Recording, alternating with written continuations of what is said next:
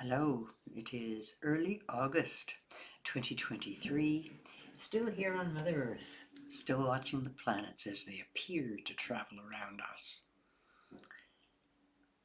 As I've observed the planetary movements relative to activity going on this planet, in the individual human's life and in the larger group activities on the planet, it's clear that there is a correlation between the planet placements and life on Earth.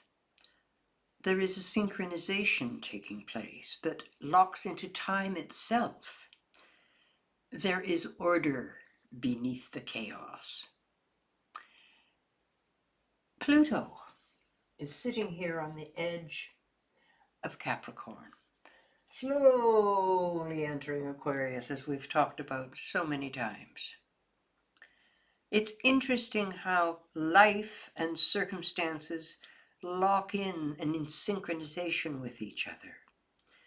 When we look at the US's chart, for example, the United States of America, Pluto is still traveling along at the end of Capricorn, but in the USA's chart, that means it is traveling in the second house. And it is coming back to where it started from originally. The big Pluto return is taking place in the US.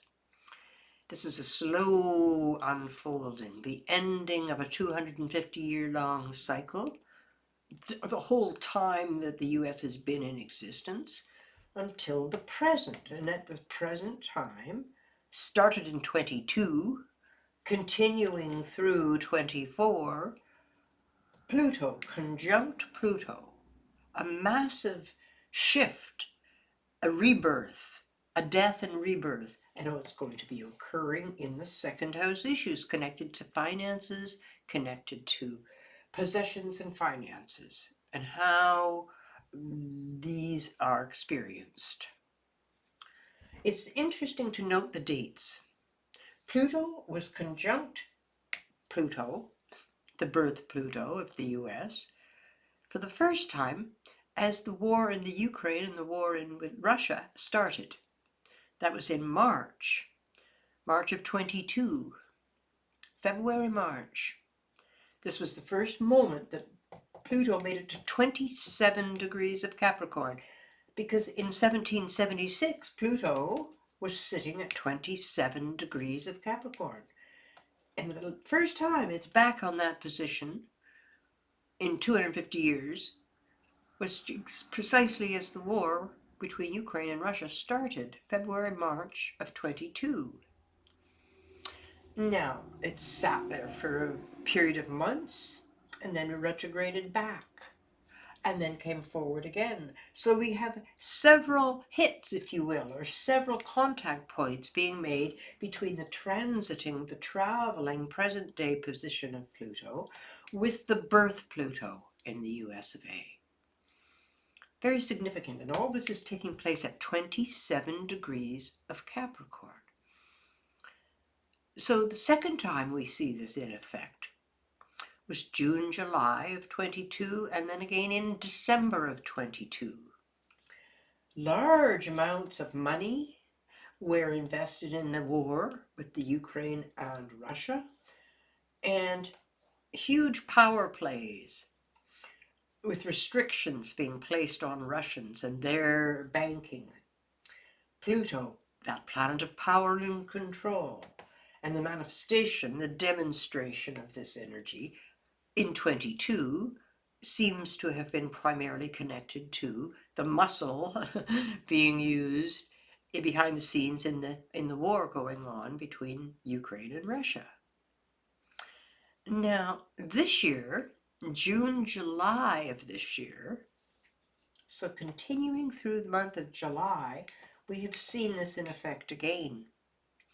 And the last and possibly most important contact point will take place in December of this year, December of 2023. And that would be the last time that Pluto is conjunct the birth Pluto in the United States for the next 250 years. Some very significant new phase, a new face, possibly the old face being rejuvenated. But whatever face the world will see in terms of finances, we see the beginning stages of this and the demonstration of power at the end of this year. Now, I wanted to talk again about this synchronization, this correlation. If we look at the chart of Robert F. Kennedy Jr., Robert, his sun is at 27 degrees of Capricorn, his very birth position of his sun. We are looking at 27 degrees of Capricorn. So Pluto in the USA's chart and the sun in Robert Kennedy Jr.'s chart is exactly the same. So as Pluto is sitting on top of Pluto in December coming up at the end of this year, Pluto is also sitting on top of the sun in his chart. Now Mercury is at 29 degrees of Capricorn.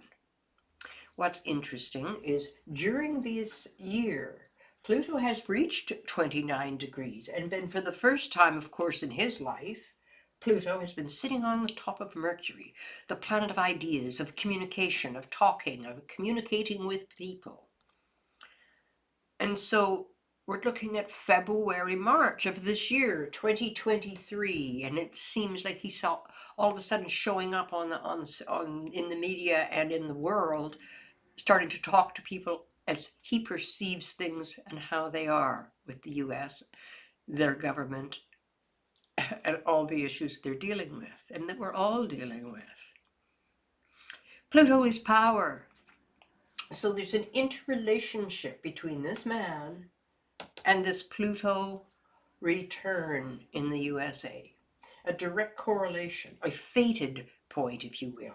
This experience for him of running for president and dealing with whatever is to come during the next year and a half. This is all interrelated with the fate of the country itself. Pluto conjunct Mercury will suggest that he can speak in a very powerful way, or the content of what he is saying is very, very powerful. February, March of 23 was when this was very first in effect. Pluto traveling, sitting on his Mercury. Then in this summer, we're seeing this in July. And again, this is going to occur in December of 2023 as Pluto fully returns to where it started from in the USA. It's continuing on over his communication planet. And that's through January of 2024 and September, October, November of 2024, November being the time of the election.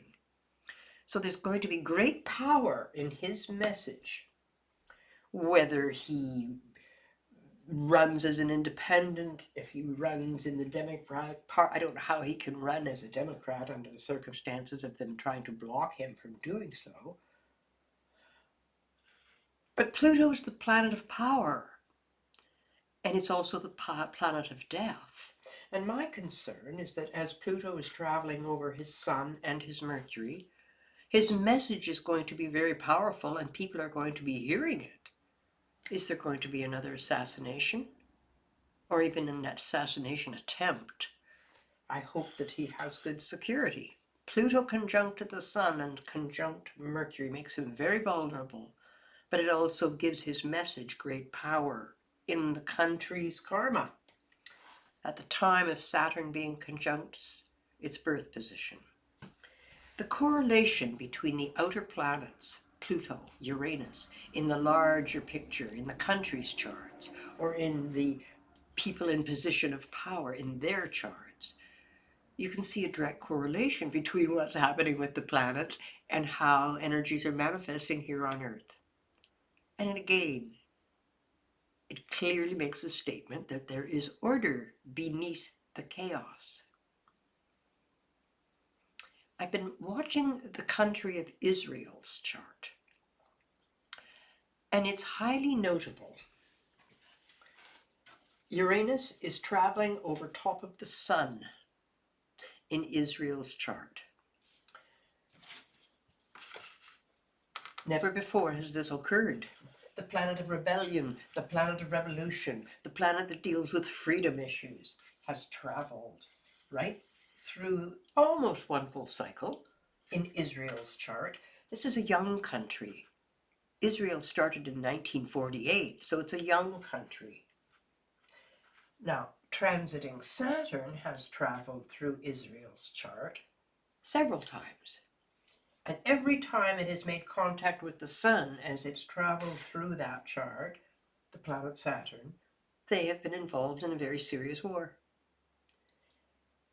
This time, it's not Saturn that's connecting with the sun, it's Uranus. Uranus is sitting precisely on the sun for the first time right now in Israel's chart, and the people are on the streets trying to demonstrate against the concept of the country getting rid of the Supreme Court, or altering it to the point where it